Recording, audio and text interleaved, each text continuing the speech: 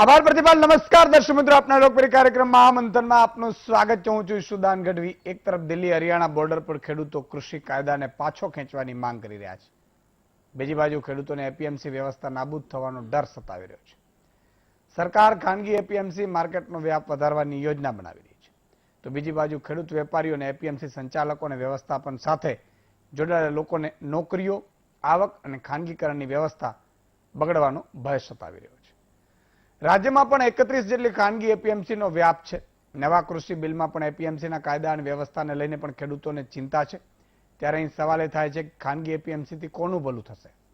ખાનગી એપીએમસીમાં જાહેરમાં ફાયદો થઈ રહ્યો છે કે નહીં? એપીએમસીથી ખેડૂતોને નફા નુકસાની થવાની શક્યતાઓ છે. આ સહિતના સવાલો પર છે આજનો મહામંથન મારી સાથે.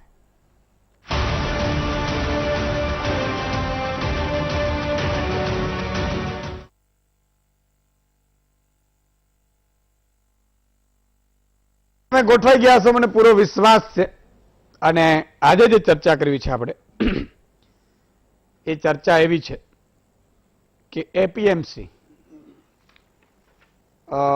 બધા ખેડૂતો હશે અથવા વેપારીઓ હશે એને ખ્યાલ હશે, અને એમાં કામગીરી કરતા કર્મચારીઓને ખબર હશે. આજે એપીએમસીના કર્મચારીઓ સરકારને રજૂઆત કરવા ગયા કે ખાનગી એપીએમસીના કારણે અમારી નોકરી જશે. તમને આશ્ચર્ય થશે કે ઘણી એપીએમસી એવી હશે કે જ્યાં પેનલમાં ચૂંટાય. એપીએમસીમાં એક વ્યવસ્થા છે કે જે પ્રમુખ છે એ ખેડૂત તરફી, એટલે ખેડૂત જ રહી શકે, આખી વ્યવસ્થા છે. પછી એમાં સેક્રેટરી બધા બધી જે પદો છે એમાં બીજા પણ આવી શકે ને વેપારીની પેનલ હોય, આની પેનલ, આ બધી થાય. ઘણા લોકોને મારે વારંવાર હું કહેતો હોઉં છું કે આજે આપણે કોઈ ખોટું કામ કરીએ તો એમ નહીં માનવું કે આવતીકાલે તમારા ખોટા કામના ધજાગરા નહીં થાય. બહુ ક્લિયર કટ વાત કરું છું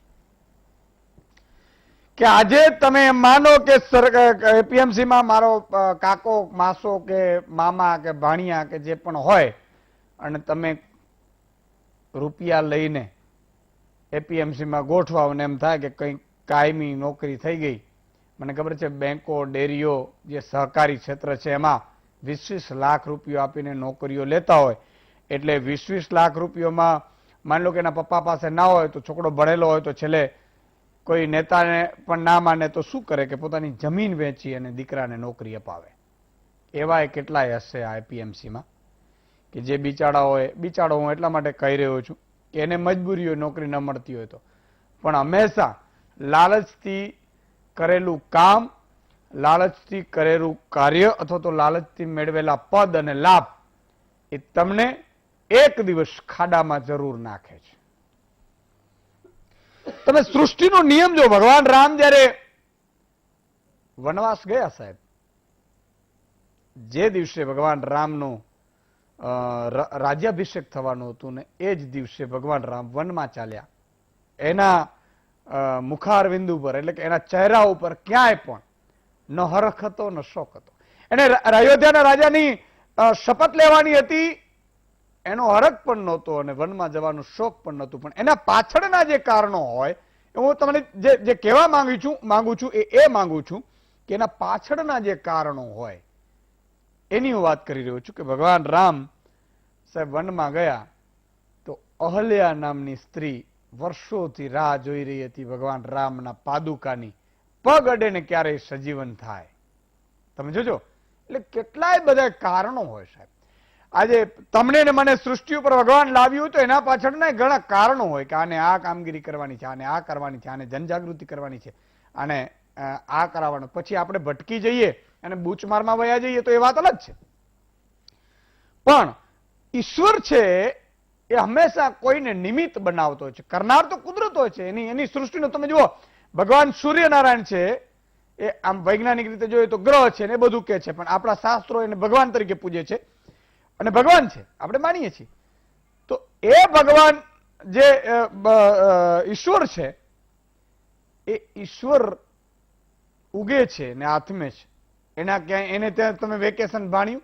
કે આજે તો આહા સૂર્યદેવ છે એ 20 દિવસના વેકેશન ઉપર છે. આહા, તમને મને દેખાય નહીં તો વાદળા આડા આવી ગયા હોય અથવા તો કોઈ બીજું કારણ આવી શકે, મતલબ કે વરસાદ હોય, ચોમાસું હોય, પણ એ એના કર્મ પ્રમાણે છે. કહેવાનો ભાવાર્થી છે કે કુદરત છે એ નિમિત્ત બનાવે છે. એટલે હવે આ ખાનગી એપીએમસી આવી, એમાં ક્યાંક તમે પણ જેને જેને બૂચ મારીને ભરતી થઈ હોય એ લોકોએ પણ ડરવાનું તો કરો, કારણ કે તમારો વારો આવી જ જવાનો છે સાહેબ. પણ ઘણા લોકો એમ કે હું ખોટે ખોટો આવી ગયો, મારો સૂકા ભેગો લીલો બળ્યો. એ આપણા કારણે લીલો બળ્યો હશે, મનુષ્યના કારણે. એના કારણે કોઈ લીલું બળતું નથી. હા, એના કારણે કોઈ લીલું બળતું નથી સાહેબ.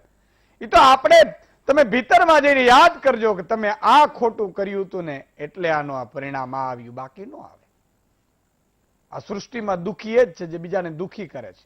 બાકી ક્યાંય તમે જોજો દુઃખી ને, તમે કોઈ પણ વ્યક્તિ દુઃખી હશે એને પૂછજો કે તમે કરો છો શું, તો કાં તો બીજાની નિંદા કરતો હશે, કાં બૂચ માર્યા હશે, કાં તમે એને કોકને વિશ્વાસઘાત કર્યા હશે. બાકી દુઃખ છે ન હોય. સૃષ્ટિ છે એ ભોગવવાની છે. એટલે અત્યારે પરિણામો આવી રહ્યા છે આ ડેરીના. તમે જુઓ, ડેરીઓમાં ચૂંટણીઓ થાય, બેંકોમાં ચૂંટણીઓ થાય, એપીએમસીમાં ચૂંટણીઓ થાય, એમાં કેટલા બધા હંગામા થાય. તો એ હંગામા શેના હશે? કંઈક મળતું હોય તો હોય, બાકી તો શેના હોય, હું એમ વિચાર કરું છું. આજે ઈસુદાનભાઈ કોકને ખારા લાગે છે તો એ ખારા શું કામ લાગતા હોય, તીખા શું કામ લાગતા હોય? કેમ ગામ આખાને તીખા ન લાગે ને બે ભાઈઓને જ લાગતા હોય? કારણ કે એને બૂચ માર્યું છે, એને ખબર છે કે જનતા જાગૃત થશે તો મારા જેલમાં જવું પડશે, એટલે એને તીખું લાગે સાહેબ. બાકી અહીંયાથી તો અમૃતવાણી જ આપવામાં આવે છે. એ તો એને ઝેર લાગતી હોય, કારણ કે એને એવું કીધું હોય, કર્યું હોય, એટલા માટેની વાત છે. હવે આ ખાનગી એપીએમસીની વાત છે. ખેડૂતો આંદોલન કરી રહ્યા છે કે 3 કાયદાઓ રદ કરો. એની 8મી તારીખે છે, 7મી તારીખે થોડી કૂચ કરશે, 26મીએ ટ્રેક્ટર કૂચ કરશે. એની વચ્ચે એપીએમસી જે છે એમાં ખાનગી એપીએમસી 2007 થી ચાલુ થઈ ગઈ છે ને આપણે 31 અત્યારે તૈયાર પણ થઈ ગઈ, એટલે બની રહી છે. 5 તૈયાર થઈ ગઈ છે. એમાં ઘણા બધા નેતાઓ છે આપણા. એ નેતાઓના કોઈના દીકરા હોય, કોઈનો એ હોય, અને એ લોકોએ સરકારી એપીએમસીમાં પાછા ખાડામાં ડૂબાડ્યા હોય એવા પણ નેતાઓ છે. હા, સરકારની હોય એમાં 50 કરોડનું દેણું ને 100 કરોડનું દેણું ને પાછો 200 કરોડની જમીનો લઈને એપીએમસીઓ બનાવે ને મળતું શું હશે એ પણ વિચાર છે. પણ મળ્યા વગર આ મનુષ્ય સાહેબ કરે એવું લાગતું નથી. મને ક્યારેક ક્યારેક બહુ એમ થાય છે શેના પાટે ચીસો પાડીએ છીએ, પણ તો એવું થાય કે એવું નથી કે બધા ખરાબ હોય સાહેબ. 20% ખરાબ હોય તો 80% સારા પણ હોય. તમારે સારા માટે ચીસો પાડવાની છે સાહેબ. સારા વ્યક્તિઓનો, જેનું કોઈ નથી એના માટે તમારે કંઈક કરવાનું છે, અને એ અપેક્ષા તમે નક્કી ન કરી શકો. એ તો એ ઉપર કુદરત નક્કી કરતો હોય છે, કુદરતી પ્રકૃતિ છે. એટલે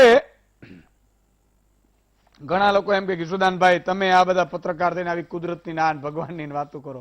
ઘણાને થતું હોય સાહેબ. હું સંપૂર્ણ આસ્તિક માણસ છું, ઈશ્વર માતાજીમાં માનનારો છું. એનો દાખલો તમને આપું કે જ્યાં વિજ્ઞાન ન પહોંચી શકી હોય એનો અર્થ એ નથી કે ત્યાં નથી. આ પણ તમને કોઈ ટીવીમાં કહેશે નહીં. 50 વર્ષ પહેલા કોઈ એમ કે ઈશુદાનભાઈ મહામંથન વીટીવી ઉપર ચલાવે સાંજે 8 થી 9, 9:30 સુધી, અને અમેરિકામાં પણ દેખાય, ભારતમાં પણ દેખાય, લાઈવ દેખાય ટીવી ઉપર, અથવા તો મોબાઈલ ઉપર લાઈવ દેખાય, એ છેડા વગરના મોબાઈલ, તો કોઈ માને? એમ કહેત ને કે ભાઈ આ મૂર્ખ રમાડવાનું રહેવા દો, હવે રહેવા દો, આટલું રહેવા દો.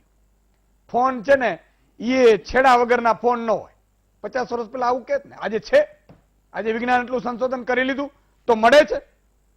તો સાહેબ ઈ પણ છે, પણ અહીંયા સુધી આપણે હજી પહોંચી નથી શક્યા. અને એના માટે અંદરનો આત્મા તમારો શુદ્ધ જોઈએ. કેટલાકને અનુભવ થતા પણ હોય. અશોક ચૌધરીની પેનલની જીત થઈ ગઈ છે મહેસાણામાં દૂધસાગર ડેરીમાં, અને વિપુલ ચૌધરીની પેનલની હાર થઈ છે. આ એક મોટા સમાચાર છે જે તમને મળી ગયા. તમે જલારામ બાપા વીરપુરને તમે યાદ કરો, જેણે ઉપર ડાયરેક્ટ કનેક્શન કર્યું છે. આપણે એમને એમ ન ખબર પડે. ગીગા બાપુ સત્તાધાર યાદ કરો. તો આ એક કહાની છે. શિવ કૃપાનંદ બાપુ દાંડી તમે યાદ કરો, આજે પણ કનેક્શન ઉપર થાય ડાયરેક્ટ. તો એ બધી વાત એટલા માટે હું કહી રહ્યો છું આપને કે જ્યાં વિજ્ઞાન ન પહોંચી શકે, વિજ્ઞાનને માનીએ આપણે, સંપૂર્ણ વૈજ્ઞાનિક હોવું જોઈએ, પણ વિજ્ઞાન ન પહોંચી શકે ત્યાં પણ કંઈક છે જે આગામી 100, 200, 500 વર્ષમાં પહોંચશે. તો મતલબ એ કહેવાનો છે કે તમે કર્યું હશે તો ભોગવવું પડશે. આ એપીએમસી રાજ્ય સરકારે એપીએમસી ગોડાઉન માટે રાજ્ય સરકારે 100 કરોડ ફાળવ્યા છે. રાજ્યમાં દર વર્ષે 25% જથ્થો ટેકાના ભાવે સરકાર ખરીદી કરે છે. 25% નથી કરતી, 6% આસપાસ કરે છે, પણ સરકાર તો કે કેટલાક આંકડા હોય, કેટલાક ના હોય. કોર્પોરેટ મોટા જથ્થા માલ ઉપાડશે, આ બધી વાત છે. નવા એક્ટથી ખેડૂતોને એટલે એપીએમસીમાં જે છે એ ડર છે. આ બધું મારે મહામંત્રોનો એટલે મહાનુભાવો પાસેથી જાણવું છે, મારે કંઈ બોલવું નથી, કારણ કે જેનો જે વિષય છે એ જ બોલે તો વધારે સારું રહેશે. એ પહેલા હું 2-3 વસ્તુઓ ખાલી આપને કહી દઉં.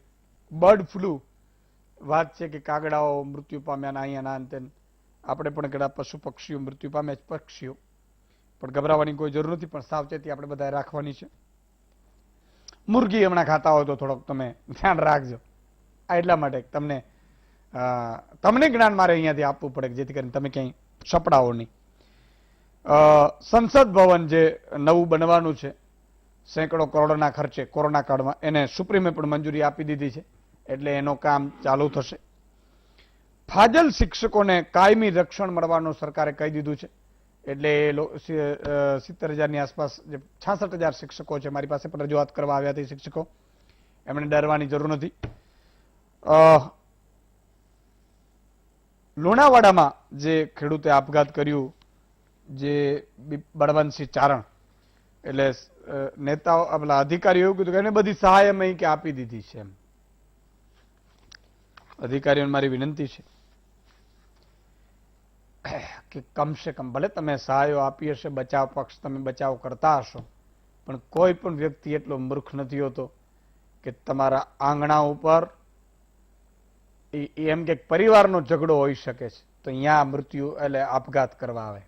એટલે મૃત્યુ પછી હંમેશા સાહેબ ક્યારેય, કારણ કે એ એટલું તો મલાજો આપણે જાળવીશું. એને આપઘાત કર્યું છે, તમારા અધિકારીઓના વાક હશે ચેક કરજો અને એની સામે પગલાં લેજો. આ મારી વાત છે.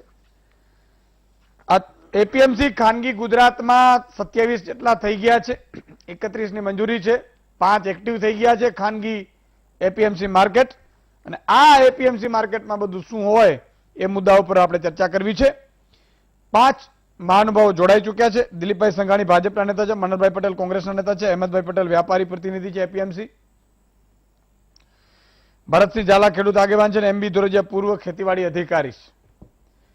અને તમામ મામલે આપણે જાણશું. એપીએમસીમાં અહેમદભાઈ પટેલ છે. અહેમદભાઈ, સમજવાની કોશિશ કરીશું. ખાનગી એપીએમસી, અત્યારે તમે પણ એપીએમસી પ્રતિનિધિ છો, ફાયદો નુકસાન કઈ રીતે, અને અત્યારે સરકારના એપીએમસી જે ચાલે છે એમાં શું સ્થિતિ? સુદાનભાઈ, વર્ષોથી આપણે એક સિસ્ટમ જોડે જોડાયેલા હતા, ખાસ કરીને જે ખેડૂતોની જે ખેત પેદાશો છે અને જે વ્યવસાય સાથે હું સંકળાયેલો છું એના અનુસંધાનમાં તમને વાત કરું તો માનો કે કોઈ ખેડૂતનો જે પાક છે એ પોતે ખેતરમાં પહેલા જો પાકે તો એને પહેલા એક જ ઠેકાણું એનું હતું કે ચાલો ભાઈ શાક માર્કેટમાં આપણે વેચવા જઈએ. સમયના સંજોગની સાથે એવું બનતું હતું કે માનો કે કોઈ ખેડૂત છે અને એ જે વેપારી પાસે પોતાનો માલ વેચવા જાય છે તો એને ખેડૂતને અને વેપારીને આત્મીયતાના સંબંધ હોય. માનો કે જ્યારે ખેડૂતે ખેતરમાં પોતાનું વાવેતર કરવાનું હોય તો એની જે નાની મોટી જરૂરિયાતો છે એ સંબંધોના ખાતર, માનો એને બિયારણ લાવવું હોય કે ખાતર લાવવું હોય કે મજૂરીના પૈસા ચૂકવવાના હોય કે સારું ગુણવત્તાવાળું બિયારણ લાવવું હોય તો એને ધિરાણ પેટે વેપારીઓ પાસેથી બધું મળી રહેતું હતું. અને આ સંબંધોના ખાતર પણ એ એપીએમસીમાં પોતે માલ વેચવા આવતો હતો. હવે સમયના સંજોગો અત્યારે એવા બદલાયા છે કે ભાઈ માનો કે કોઈ વિછિયા કે જસદણનો ખેડૂત છે, હવે એ વિસ્તારમાં માર્કેટ યારોની જો વાત કરીએ તો લગભગ એને રાજકોટ માલ વેચવા આવવું પડે, કાં તો એને અમદાવાદ માલ વેચવા આવવું પડે. હવે આ જે નવી માર્કેટની જે વ્યાખ્યા છે તો તો આવા વિસ્તારોની અંદર કંઈક આવા એગ્રીકલ્ચર જે હબ જે થયા છે, તો ખેડૂત પાસે આનું એક છે ને એક બીજું પ્લેટફોર્મ મળ્યું છે એને, કે માનો કે અમદાવાદમાં રીંગણનો ભાવ 10 રૂપિયા ચાલે છે અને બીજી જગ્યાએ એને 12 રૂપિયા મળે છે, તો લગભગ મારા માનવા પ્રમાણે આ જે વ્યવસ્થા ઊભી થઈ છે, તો ખેડૂત માટે તો એક એવું સમજો કે ખેડૂત માટે એક નવું પ્લેટફોર્મ મળ્યું છે. અને ખેત પેદાશો અને ખાસ કરીને જે વિસ્તારોની અંદર માર્કેટ યાર્ડોની જે સંખ્યા ઓછી હતી, ગઈકાલે જ મારા પ્રવાસ દરમિયાન હું છોટાઉદેપુર ડિસ્ટ્રિક્ટની અંદરની હું તમને જો વાત કરું તો છોટાઉદેપુર ડિસ્ટ્રિક્ટના કવાંટ વિસ્તારના જે ખેડૂતો છે એને પોતાની ખેત પેદાશ વેચવી હોય તો કાં તો વડોદરા જવું પડે, કાં તો સુરત જવું પડે, કાં તો અમદાવાદ આવવું પડે. હવે આ જ વિસ્તારોની અંદર એક બે નાના પાયે જે એગ્રીકલ્ચર હબ ત્યાં ઊભા થયા છે રંગપુરની આસપાસમાં, તો ત્યાં એમને કાલનો મરચાનો ભાવ 47 રૂપિયા મળ્યો છે. અમદાવાદની અંદર 42 રૂપિયા હતા અને સુરતની અંદર 45 રૂપિયા હતા. એટલે આમ એકંદરે કહેવા જઈએ તો અત્યારની પરિસ્થિતિ અંદર જે આ નવા માર્કેટયાર્ડો જે ઊભા થઈ રહ્યા છે, તો ખેડૂતો માટે એક નવું પ્લેટફોર્મ છે. અને સાથે એપીએમસી તો છે જ, કદાચ એને ત્યાં આગળ સારો ભાવ ના મળતો હોય તો એપીએમસીની અંદર પણ વેચી શકે છે. અને તદ ઉપરાંત આ બેની વચ્ચે ક્યાંક જે નાના મોટા જે વેપારીઓ છે એ ખેડૂતો પાસે ડાયરેક્ટ ખરીદી કરતા જ હોય છે. એટલે આમ એકંદરે જોવા જઈએ તો વેપારી ખેડૂતોને એક નવું જે આ પ્લેટફોર્મ મળ્યું બિલકુલ છે એ લગભગ સારું છે. ઓકે, એક સમાચાર લઈ લઈએ કારણ કે એ મોટા સમાચાર છે. દૂધસાગર ડેરીમાં, જે મહેસાણાની દૂધસાગર ડેરીમાં વિપુલ ચૌધરીના સામ્રાજ્યનો અંત આવ્યો છે. 15 માંથી 15 બેઠક ભાજપ સમર્થિત અશોક ચૌધરીની પેનલનો વિજય થયો છે. પરિવર્તન પેનલનો 15 બેઠક પર વિજય, એટલે વન સાઇડ ગયું છે. ટોટલ 18 બેઠકો હોય, એમાં 3 બેઠક ગવર્મેન્ટની હોય, એ તો ભાજપ તરફથી હોય એટલે હોય, પણ 15 માંથી 15 એટલે વિપુલ ચૌધરીને સૌથી મોટો ઝટકો પડ્યો છે. કારણ કે એને ઘણા સમય સુધી ગુજરાતની બહાર પણ મતદારોને રાખ્યા હતા. ખેરાલુ બેઠક પરથી વિપુલ ચૌધરીનો પોતાનો પણ સફાયો થયો છે, હાર થયો છે. એટલે વિધાનસભા વિસનગર બેઠક પર પરિવર્તન પેનલનો વિજય, એટલે બધી બેઠક એમ 15 બેઠક. એક કલોલ બેઠક ઉપર એ ટાઈ પડી હતી, પણ એમાં કિસ્મત જુઓ, ચિઠ્ઠી ઉછાડી, એમાંય પરિવર્તન પેનલ એટલે કે અશોક ચૌધરીનો પેનલનો વિજય થયો. એટલે ડેરીના સ્થાપક માનસિક પટેલના પુત્ર વિપુલ ચૌધરીની કારમી હાર થઈ છે. એટલે મને એવું લાગે છે કે વિપુલ ચૌધરીને કૌભાંડ મામલામાં પણ સીઆઈડી બધાની ધરપકડો બધી થઈ. હું હંમેશા વારંવાર કહેતો હોઉં છું કે તમે જ્યાં પણ હો ત્યાં સારું કરજો. આજે કોઈ નેતા છે, કોઈ અધિકારી છે, તમે એમ માનતા નહીં કે આવતીકાલે આજે તમે ખોટું કરશો ને તમારી સરકાર હશે, તમારો પક્ષ હશે કે તમે બચી જશો. આવતીકાલે તમારા ઘડા ભરાઈ જશે, આ નક્કી રાખવાનું. એટલે તમે જે પણ કરો, હું એટલા માટે આ વાત વારંવાર દોહરાવી રહ્યો છું કે એક એક બુચસ્યો જેલમાં જશે, લખી રાખજો તમે. એક એક બુચસ્યો જશે. હા, કોઈને 5 વર્ષ પછી, કોઈને 10 વર્ષ પછી, કોઈને 12 વર્ષ પછી, કોઈને 9 વર્ષ પછી, કોઈને 7 વર્ષ પછી, દરેકનો. પણ બુચસ્યો તમે એમ માનશો કે હું છૂટી જઈશ, એ વાતમાં માલ નથી. એટલે દરેકનો અંત હોય છે. એટલે વિપુલ ચૌધરીને સામે પણ ઘણા બધા ફરિયાદો, આ તે બધું હતું. આજે જેમના ફાધર આ ડેરીની સ્થાપક હતા, એ બધાને જોકે એમણે રાજનીતિ જ નડે. આસારામને પણ રાજનીતિ જ નડી. એ જ આસારામને deputy prime minister Atal Bihari Vajpayee હતો ને, એ એમ કહેતા હતા કે બાપુ બહોત બડે હૈ. એ જ આસારામને, એ જ રાજનીતિ, એ જ નડે. તમારા હાથના કહીએ કર્યા હૈયે વાગશે, લખી રાખવાનું તમારે. આ કર્મનો સિદ્ધાંત છે, પ્રિન્સિપલ્સ ઓફ કર્મ. એનાથી કોઈ બાકાત છે જ નહીં. વારંવાર હું જે કહી રહ્યો છું, યાદ કહી રહ્યો છું. અને તમે ધરપત રાખજો, પ્રજાને પણ કહું છું કે બહુ બધું તમને એમ લાગતું ને કે બહુ ખોટું કરે છે તો કરવા દેજો. એનો ઘડો ભરાશે નહીં ત્યાં સુધી એ ફૂટશે નહીં. એટલે તમારે એને કહેવાનું કે ભગવાન તમને પહોંચશે, ઈશ્વર પહોંચશે. હા, એટલે ઘડો ઈ ભરશે. ખેર, તમે વખાણ કર્યા છે, પણ ભરતસિંહજી ઝાલા, ખેડૂત આગેવાન, આ નવી એપીએમસી કાયદો, આ બધી સ્થિતિ, ખેડૂતોનું ત્યાં આંદોલન, અહીંયા ગુજરાતમાં પાછા તમે કોઈ આંદોલન કરતા નથી એવું મેં સાંભળ્યું છે.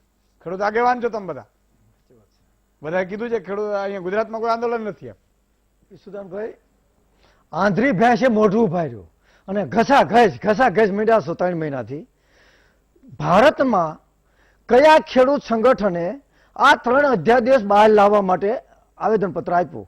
દંડકાની ચોટ ઉપર અમે કહેવી છીએ કે 2012 થી દેશમાં અને ગુજરાતના ખેડૂતોના આપઘાત અટકાવવા નામદાર સર્વોચ્ચ અદાલત સુધી અમે લડ્યા છીએ અને નામદાર સુપ્રીમ કોર્ટે કીધું કે તમામ સરકારોની દિશા ખોટી, ખેડૂતોના આપઘાત અટકાવવા, ખેડૂતોના ખેતરમાંથી ઉત્પાદન પૂરા ભાવે ખરીદવું, માર્કેટિંગ યાર્ડમાં મગફળીમાં ઢેફા નાખી નહીં, એ પણ ચોખ્ખી વાત કરી છે.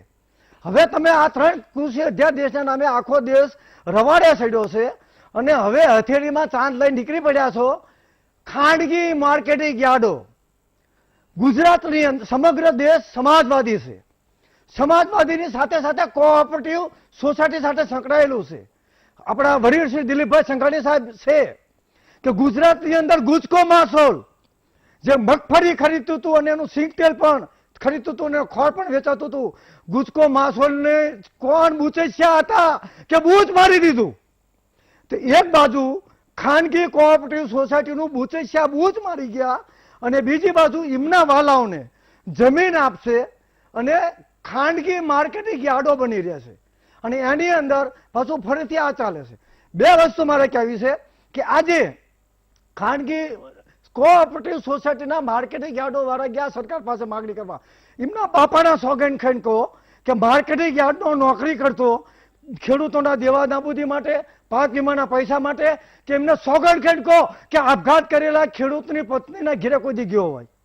કોઓપરેટિવ સોસાયટી, સહકારી ભાવના અને ચૂંટણી, દર 6 મહિને ચૂંટણીમાંથી આદેશ આગો નથી આવતો. તો મારું કહેવાનું એવું છે કે 3 અધ્યાદેશને અને સુપ્રીમ કોર્ટની ગાઈડલાઈન, સ્વામીનાથન કમિશનનો રિપોર્ટ અને બજેટમાં ટોટલી બજેટ અમારી એક જ માંગ છે, બધું અમે વેચી દઈશું, અમારે કઈ જરૂર નથી. ટોટલ બજેટના 50% રકમ અમારા ખાતામાં નાખી દો. તમારે અમારી પાસેથી 367 રૂપિયા ઘઉં લેવા છે, અમદાવાદની શહેરમાં તમારે 650 વેચવા છે અને હાલી સુવિધા કોઓપરેટિવ સમાજવાદ ચોરના દીકરાઓ તમને જીવડા પડશે. અત્યારે ઘઉંના 700 રૂપિયા છે, મારી પાસેથી 370 રૂપિયા.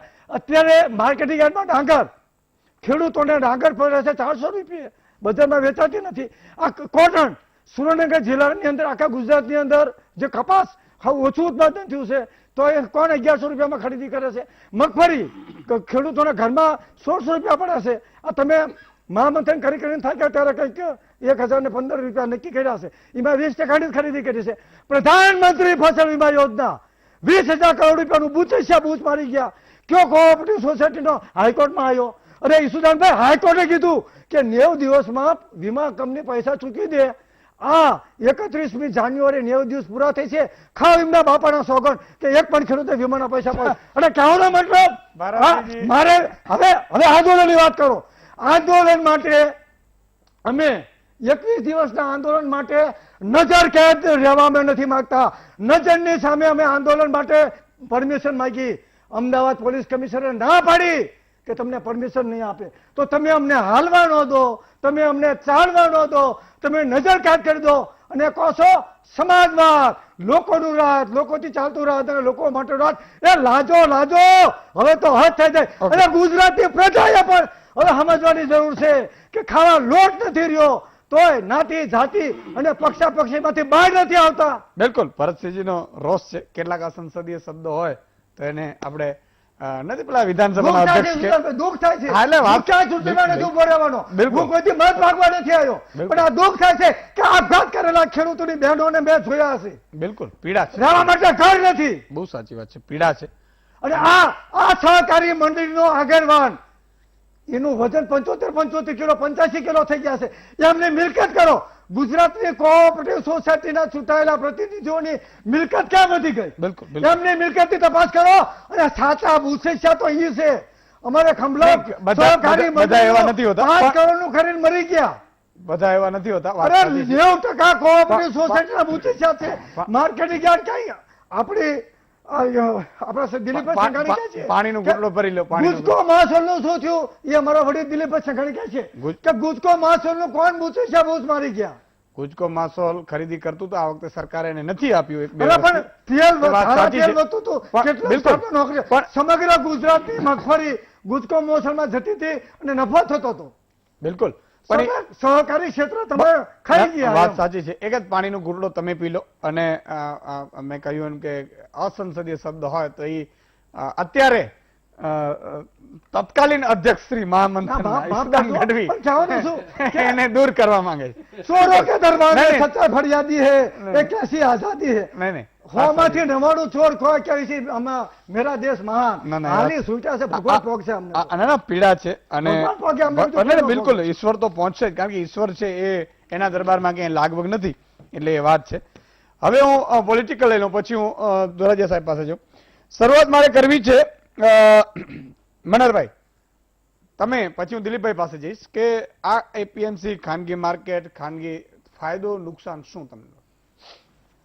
ઈશુભાઈ, લગભગ 8 વખત ખેડૂતો અને ખેડૂતોની ટીમ જે ઉપવાસ ઉપર ને આંદોલન ચલાવી રહ્યા છે દેશમાં, એ લોકો સતત ને સતત મળે છે. અને આપે એક બહુ સારી ચિંતા સતત કરો છો ખેડૂતોની ચિંતાને લઈને. પણ આ જે અત્યારનું જે આંદોલન છે અને આ 3 કાયદા છે એને આપણે આ જે ભાઈએ વાત ભરતસિંહજીની જે લાગણી હતી કે ગુસ્સો હતો એને સીધી રીતે લોકો સમજી શકે છે. પ્રશ્ન એ છે કે ભારતીય જનતા પાર્ટી મતના મદમાં મદહોશ બનીને જે રીતે કાયદાઓ લાવી રહી છે એમાં લોકોને પણ એક ચિંતા છે કે આ ભારતીય જનતા પાર્ટી કઈ અને શું કરી રહી છે. પ્રશ્ન એ થાય કે હમણાં જ કોરોનાની મહામારી ગઈ ત્યારે આપણે જોયું હશે કે રાતોરાત આપણને બધાને લોક કરી દીધા. મારે પૂર્વ ભૂમિકા બાંધી રહ્યો છું, બાકી આગળનો કહેવાનો મતલબ નથી મારો. અને એ દિવસે જે શ્રમિકો જે છે એના વતન વિસ્તારમાં જવા માટે 150થી વધુ એના મોત રસ્તામાં થયા, કોઈ ટ્રેનના પાટામાં કપાઈ ગયા ને આવા થયા. ત્યારે આપણે વિપક્ષ તરીકે અમે લોકોએ અવાજ ઉઠાવવાનો પ્રયત્ન કર્યો, સરકારને ધ્યાન દોરવાનો પ્રયત્ન કર્યો. ત્યારે રાહુલ ગાંધીની ટિપ્પણીઓ કરવા માંડ્યા.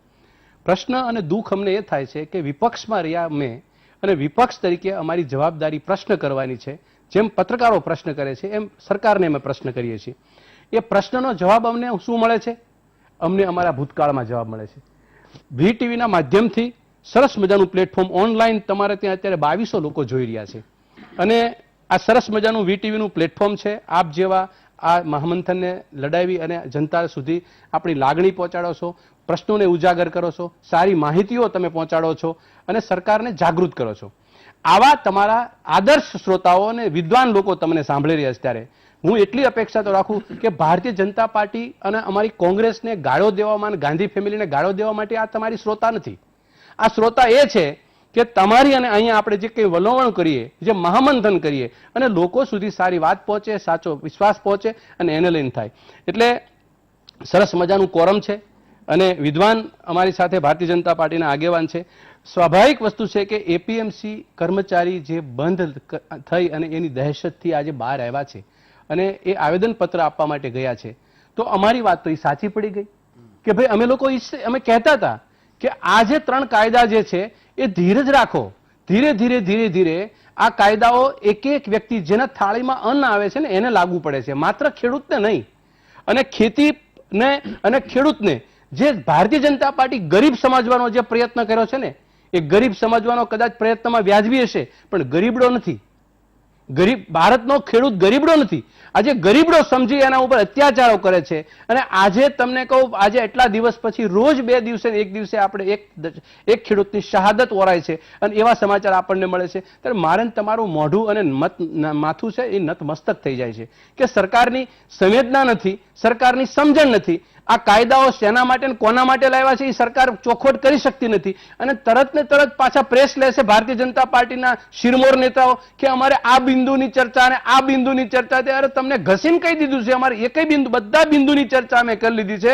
આ 3 કાયદાઓ છે એ તમે તમારા ખીચામાં રાખો, અમારું ભવિષ્ય એમાં નથી. છતાંય પણ તમે તમારા લાભો ગણાવવાની વાતો કરો છો, તમે એના કાયદા બનાવવાની વાત કરો છો. આજે આપણી સામે દૂધ ને પાણીનું પાણી ગુજરાતમાંથી આવ્યું. આ જે કર્મચારીઓ છે, એક સ્વાભાવિક છે ઈશુભાઈ કે એક એપીએમસી ની અંદર જે પાક લઈને જે ખેડૂત એનો પોતાની પ્રોડક્ટ લઈને ત્યાં જતો હતો એની અંદર તમે વિકલ્પ આપ્યો ત્યારે અમને લોકોને એવું કીધું 2019 ની અંદર તમારા ચૂંટણી ઢંઢેરાની અંદર તમે મૂક્યું હતું. અમારી વાત શું હતી એ આજે તમને સ્પષ્ટતા કરું. અમારી વાત એ હતી કે એપીએમસી છે એના ધોરણો જે છે એ ધોરણોને વિસ્તારવા, એને સુદૃઢ બનાવવા. અને તમે હમણાં એક શબ્દ પ્રયોગ કર્યો તરત જ કે 25% ને બદલે 6% એમએસપી મળતી હતી. વાત બહુ સાચી છે. એ 6% મળતી હતી એને 96% કેમ ખેડૂતને મળે? આમાં સુધારો કરવાનો પ્રયત્ન ન કર્યો. એ 6% મળે છે એને 0% કરવાનો પ્રયત્ન કર્યો. એને એટલા માટે કહું છું, આ એપીએમસી છે એને પદ્ધતિ છે, એપીએમસી ની જે ગાઈડલાઈન છે, એપીએમસી થી ધરોહર છે જે એને ધ્વંસ કરવાનો પ્રયત્ન કર્યો, એને કમજોર કરવાનો પ્રયત્ન કર્યો. એટલે એ કમજોર કરવાના આ અમારી વાત અને એમની વાત વચ્ચેનો ભેદ કેટલો છે? અમે સુધારો માંગતા હતા. એમ કે છે કે તમારા કાયદામાં તમારો સુધારો જે તમે કર્યા છો એ બે મિત્રો માટે કર્યા છો, અને અમારો સુધારો છે ને 84 કરોડ ખેડૂતોનો સુધારો હતો. 84 કરોડ ખેડૂતોની આંતરડી કકળતી હતી. એની અંદર કઈ ને કઈ સાંત્વના મળે, એમાં કઈ એને બેનિફિટ મળે, એનો ફાયદો થઈ જાય અને દેશની કૃષિ અર્થવ્યવસ્થા મજબૂત બને, એના માટેની અમારી હતી. ત્રીજી વાત કીધું, આપણે જે અત્યાર સુધીની અંદર બહુમતીના પાવરથી લઈ જાય અને અમારા ઉપર એક ડફલું મારે કે તમને 25 વર્ષથી તો બહાર રાખ્યા છે, 10 વર્ષથી તો બહાર રાખ્યા છે. અમને બહાર રાખ્યા છે પણ અમને ચિંતા કરતા તમે અટકાવી નહીં શકો. અમે ચિંતા ખેડૂતોની કરીએ છીએ અને તમે 2 માણસની કરો છો ચિંતા, અને તમારે પ્રૂવ કરવું પડે કે અમે 84 કરોડ ખેડૂતોની ચિંતા કરવી છે. એ પ્રૂવ નથી કરી શકતા, એટલા માટે પાછો અમારો પ્રશ્ન ઉભો થાય છે. એનાથી આગળ વાત કરું, આજે જે ખેડૂતોની સામે અને જે અત્યારની પરિસ્થિતિમાં જે 3 કાનૂનને લઈને જે આપણે વાત કરતા હતા એની અંદર આપણે લાભો ગણાવવાનું ક્યાં સુધી ચાલુ રાખશું? આજે મેં ટીવી ઉપર સાંભળ્યું, એના જે મુખ્ય જે આંદોલનકારી જે નેતા છે ટિકેત છે, રાકેશ ટિકેત છે, એમને એક શબ્દ પ્રયોગ કર્યો. એક કોઈએ પૂછ્યું એને પત્રકાર તમારા જેવા પ્રબુદ્ધ મિત્રે કે ભાઈ હવે તમે 8 દિવસ થયા, હજી તમને 8 તારીખે તમને બોલાવશે તો તમારું શું કહેવું છે હવે? તો કે નહીં, અમે તો અમારી લડાઈ ચાલુ રહેશે. તો કે સુપ્રીમ કોર્ટ તમને સૂચન કરશે કે તમારાથી હટી જાઓ તો શું કરશો? તો એને જવાબ આપ્યો, કેટલી ખુદદારીથી જવાબ આપ્યો, એક બુદ્ધિગીરીથી જવાબ આપ્યો ને કે અમે અહીંથી હટશું નહીં, અમે જલિયાનવાલા બાગની જેમ અમે ગોલી ખાઈ લઈશું. તમે વિચાર કરો સાહેબ, આ તજુર્બો જે માણસનો, આ જુસ્સો જે છે, તો પ્રધાનમંત્રી શ્રી અને કૃષિ મંત્રીને અને દેશના ખેતી વિષયક વિજ્ઞાન નિષ્ણાંતોની સામે આ વસ્તુ લાવવી જોઈએ કે આ કાયદો છે એ ખરેખર તમે જે બતાવવા માંગો છો ખેડૂતોનો, એ ખેડૂતોના ભવિષ્ય નથી બતાવતો, તો તમે શેના માટે એના ઘરમાં તમે નાખવા જશો કાયદો? આ પ્રશ્ન આજે આજની તારીખે ઈશુભાઈ ભારતીય જનતા પાર્ટી અમને નથી કરી. ઓકે દિલીપભાઈ, ખાનગી એપીએમસી અને એટલે સહકારી ક્ષેત્રથી ખેડૂતોને ફાયદો કઈ રીતે અને નુકસાન તો કઈ રીતે?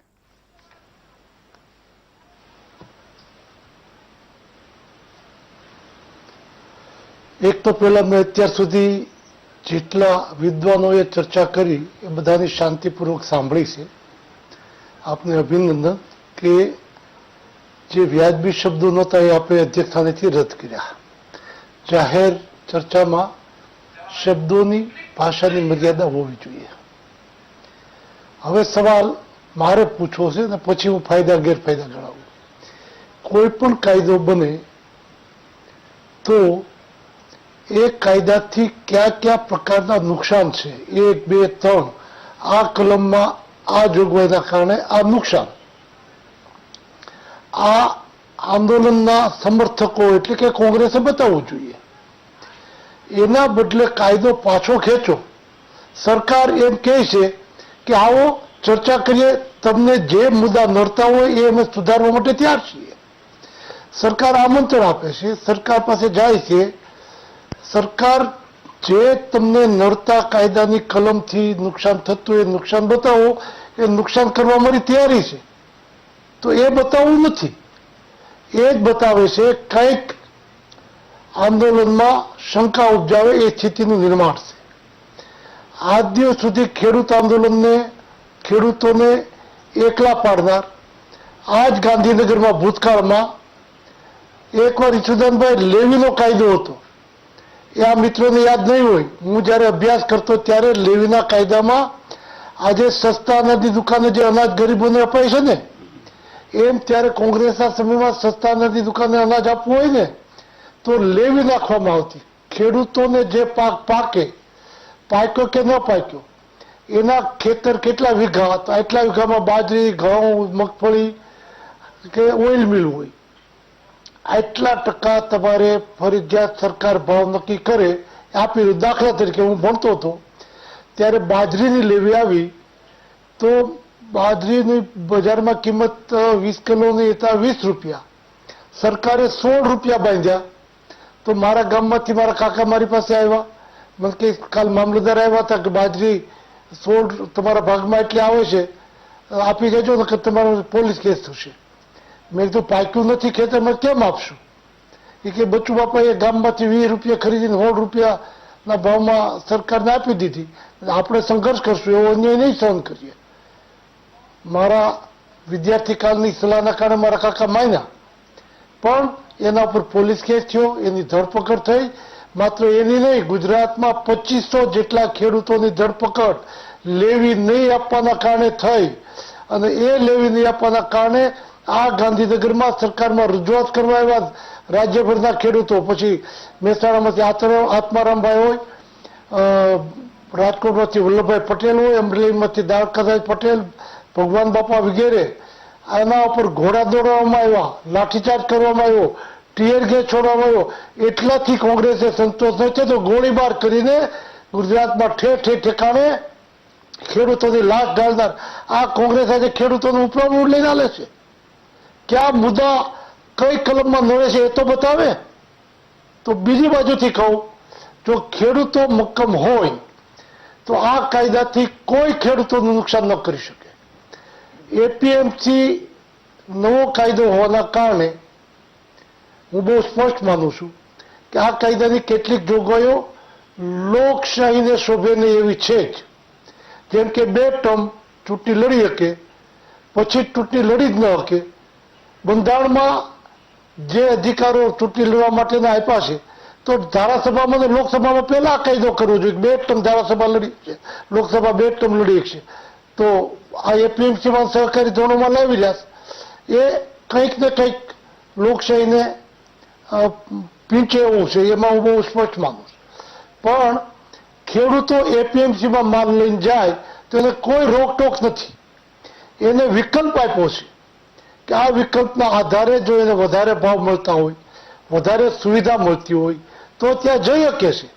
તો એમાં ખેડૂતોને ક્યાં નુકસાન છે? એપીએમસીમાં જાય તો પણ ખેડૂતોએ શેષ નથી આપવાની, અને પ્રાઇવેટ એપીએમસીઓ જે બની રહી છે એમાં જાય તો પણ ખેડૂતોએ શેષ નથી આપવાની. શેષ તો વેપારી ખરીદનાર છે એને આપવાની છે. એટલે ખેડૂતને માથે કોઈ છે જ નહીં. પરંતુ નવા એપીએમસી એક્ટના કારણે ખેડૂતો એપીએમસીમાં માલ લઈને ન જાય અને બહારથી માલ વેચે તો એપીએમસીની શેષ એના મત વિસ્તાર નક્કી હતો, તાલુકો હોય કે ક્ષેત્ર હોય, એ ક્ષેત્રમાંથી ઘેરે બેઠા ખેતરથી કે બહારથી એપીએમસી વેચે તો પણ જે તે વિસ્તારની એપીએમસી એના ઉપર શેષ લઈ શકતી હતી.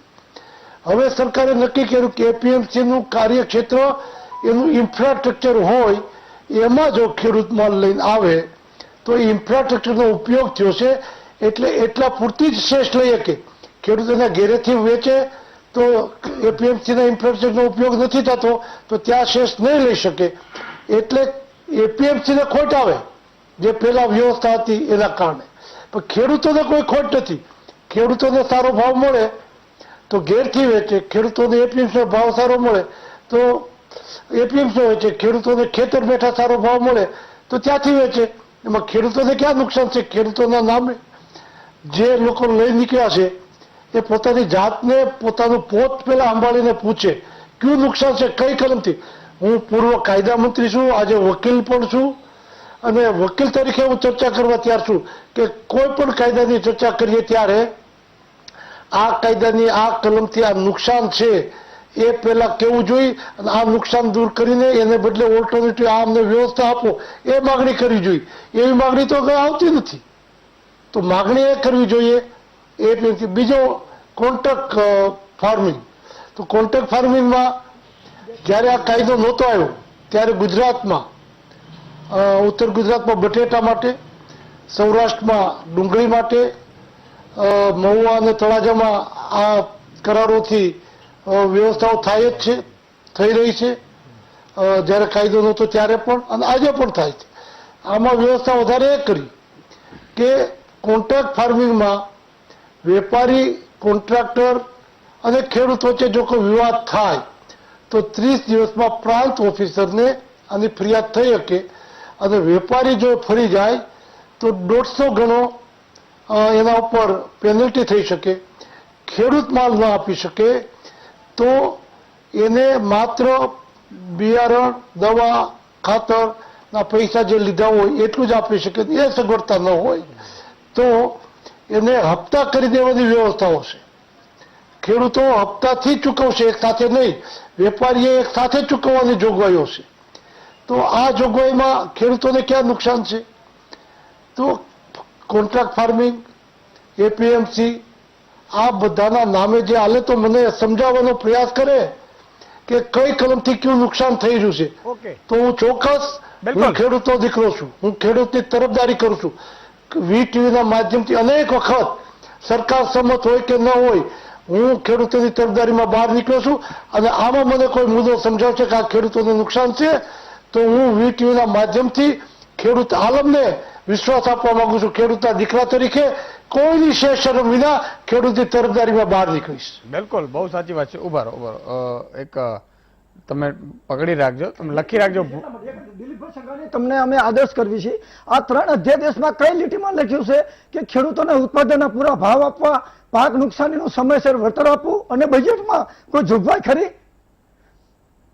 આ 3 અધ્યાદેશમાં રાજ્ય સરકાર અને કેન્દ્ર સરકાર કેટલું બજેટ? આનો વિષય જ નથી, એ વિષય અલગ છે. એમએસટી અલગ છે. આ કાયદાની જોગવાઈમાં એ વ્યવસ્થા જ નથી.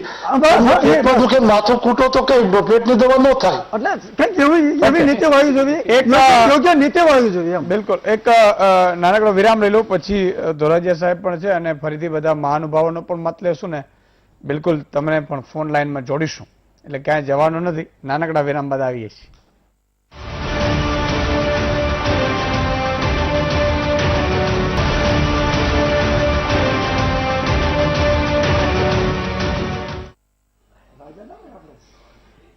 વિરામ બાદ દર્શક મિત્રો ફરીથી આપનું સ્વાગત છે. એમબી ધોરાજીયાજી પૂર્વ ખેતીવાડી અધિકારી છે. અરે કાળા કેમ થઈ ગયા? અમે લાઇટિંગ બાઇટિંગ થોડીક વધારો એટલે આમ રૂપાળો ચહેરો તમારો દેખાય. ધોરાજીયા સાહેબ એટલે હા બસ લાઇટિંગ થોડી થોડી આવી. તમે સમજાવો ફાયદો નુકસાન, એપીએમસી ખાનગી, ફાયદો નુકસાન, ફાયદો તો શું, નુકસાન તો શું?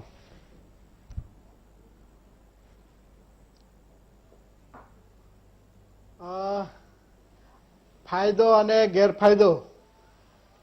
પ્રાઇવેટ એપીએમસી થી ફાયદો પણ થાય અને ગેરફાયદો પણ થાય. અને ખરેખર તો અત્યારે જે પ્રેક્ટિકલ જે અનુભવ છે ને એ દિલીપભાઈ વધારે જાણે છે. કારણ કે આપણું જે સહકારી માળખું છે એ સહકારી માળખું અત્યારે ખરેખર એ તૂટી રહ્યું છે અને પ્રાઇવેટ માળખું જે છે એ સદ્ધર થઈ રહ્યું છે.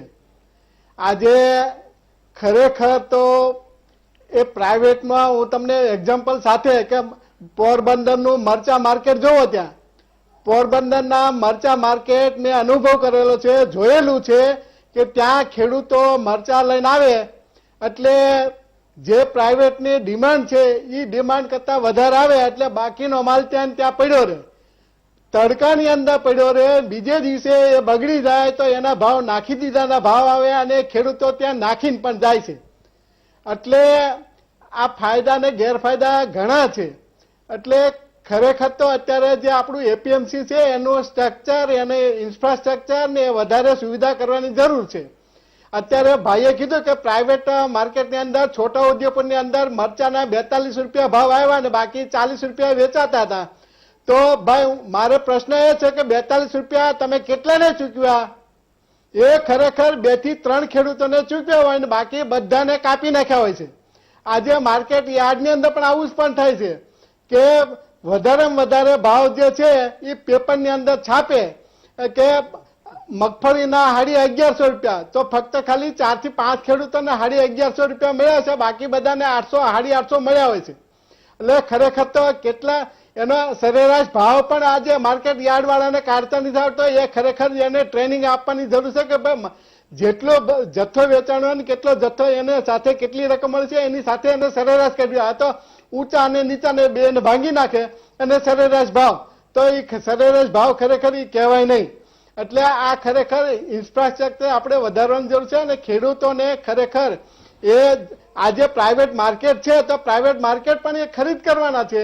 તો એ ભાઈ એ એક જ જગ્યાથી ખરીદ કરવા જાય ને એમને પણ જો ખેડૂતોને વધારે ભાવ મળે અને સારામાં સારા એને ભાવ મળે અને વેપારી છે તો વેપારીને પણ એને સુવિધા રહે. એટલે પ્રાઇવેટ માર્કેટ યાર્ડની અંદર આ બધી ઇન્ફ્રાસ્ટ્રક્ચર જે છે એ સુવિધા થશે પણ નહીં. કારણ કે અત્યારે આપણે જોઈએ છે કે આગના બનાવ છે, આજે હોસ્પિટલો છે, ગમે ત્યાં છે, બંગલાઓ છે, ત્યાં એપાર્ટમેન્ટ છે, ત્યાં આગ લાગે છે. તો આજે બધાને હજી કોઈ પાસે પેલા હોતા નથી. તો આજે પ્રાઇવેટ માર્કેટિંગ યાર્ડની અંદર થશે તો આ શું સુવિધા ઊભી કરી શકશે? આજે કેટલા તાલુકે માર્કેટ યાર્ડ થઈ ગયા છે. ત્યાં કઈ જગ્યાએ જેટલી સુવિધા ઉણપ હોય તો ત્યાં ખરેખર સરકારશ્રીએ ત્યાં એ પીપીપી ના ધોરણે પણ જે છે સુવિધા ઊભી કરવી પડે. આજે આ તો ઊંધું દીવડું છે. કારણ કે સહકારીની આજે ગુસ્કો માસોલની 4 ઓઇલ મિલો હતી, એ ઓઇલ મિલો આજની તારીખમાં બંધ છે. અને કદાચ એને મજબૂત બનાવવા માટે દિલીપભાઈ કદાચ પ્લાન મૂક્યો છે તો સરકાર મંજૂર નહીં કરતી હોય તો ખરેખર તો આ એ ઇન્ફ્રાસ્ટ્રક્ચર જે સહકારી માળખું છે એને પણ એ સુવિધા ઊભી કરવી જોઈએ કે જેથી કરી ગુસ્કો માસોલને આજે પ્રાઇવેટ ઓઇલ મિલની અંદર એને તેલ ન કઢાવવું પડે. એટલે આવું આ જે ખરેખર એ ખેડૂતોને જો ફાયદો કરવો હોય તો એ પહેલા એપીએમસી ને સુધારા કરે અને પછી એમાં એમ લાગે કે ના હજી આમાં આપણે સુધારા કર્યા છતાં નથી થતું તો કદાચ એ સિંગલ કોમોડિટી એક્ટ છે કે તો એ જે વિસ્તારની અંદર જે કંપનીને કદાચ ડિમાન્ડ હોય તો એ ત્યાંથી એ માર્કેટ યાર્ડ ની અંદર ત્યાંથી એ ખરીદ કરે તો એ ખરેખર વધારે વધારે સુવિધા ઊભી થાય. એટલે આ પ્રકારે જે ખાનગી માર્કેટની અંદર પણ ગેરફાયદા છે અને ફાયદા પણ છે કે જ્યાં જે વિસ્તારની અંદર ડેવલપ ન થયું હોય ત્યાં કદાચ થતું હોય તો એ થાય. પણ એના કરતા વધારે સુવિધા જે છે કે એપીએમસી માં જે હાલના એપીએમસી છે એને કરે તો વધારે થાય. બિલકુલ. પણ મને એ વિચાર આવે મિત્રો, મને પાછા આવે ભાઈ વિચાર વચ્ચે આવી જાય કે માન લો કે અત્યારે ખાનગી છે જ નહીં એમ. આ અહેમદભાઈ છે એ અહીંયા સમજો કે સરકારી માળખામાં ગોઠવાયેલા છે, આ બધા સરકારી માળખામાં ગોઠવાયેલા છે. તમે સમજો ઊંઝા એપીએમસી હોય, આ હમણાં ડેરીનું થયું મહેસાણા દૂધસાગર ડેરી હોય, અમૂલની ચૂંટણી હોય, આમાં ચૂંટણી હોય, તો આટલી બધી સહકારી માળખામાં પણ આ મહેસાણા ડેરીમાં છે મધ્યપ્રદેશ ને રાજસ્થાનમાં લઈ ગયા હતા બોલો મતદારોને. તો એ ફાયદો નહીં હોય તો એમને લઈ ગયા છે ને સેવા કરી છે એટલે લઈ ગયા છે ને. કે ફાયદો તો એમાં દેખાતો ન હોય. જો સહકારી માળખામાં ચૂંટણીઓમાં જો આવા ગલાતલા કરવા પડતા હોય છે ને કેટલાના પેલા કરવા પડતા હશે આવવા માટે ચૂંટાવા માટે, તો ખાનગીમાં તો સાહેબ આ તો મારું છે, 200 કરોડની મેં જમીન લીધી છે, વેપારીઓ છે, હવે વેચો હું જ એક જ એમ, તો શું નહીં થાય. મને ચિંતા એ પણ છે કે માની લો કે એમણે બધાએ કીધું કે હમણાં કે ફાયદો છે, ચાલો કે 5 જગ્યાએ ખેડૂતોને મળે, પણ ખેડૂતોને નહીં મળે એની ગેરંટી શું? ખરેખર તો વ્યવસ્થા એવી હોવી જોઈએ કે આ કોટી, મેં વારંવાર કહું છું, કોટીનો ભાવ છે કોટી બનાવનાર નક્કી કરે છે. તો ખેડૂતનો ભાવ ખેડૂત કેમ નક્કી ન કરી શકે કે આનાથી નીચે ભાવ 1 રૂપિયા કોઈ ખરીદી નહીં શકે? આવી સ્થિતિ ન બની શકે કાયદામાં, નથી કરતા. કેમ કે તો મોંઘવારી વધી જાય. તો કેમ તમને મોંઘવારી નડે અને અચ્છા મોંઘવારી હું મધ્યમ વર્ગને સલામતમાં છું, ચાલો તો નવો કાયદો આવ્યો છે જે 3 કાયદાઓ, એમાં ખેડૂત પાસેથી ગમે તે ભાવે લઈ લેવાનું, પેલો ગમે તે ભાવે વેચશે. તમે એના ઉપર મૂક્યું છે? ઉપર નથી મૂક્યું. તો એમાંય મોંઘવારી તો પેલો વધારશે.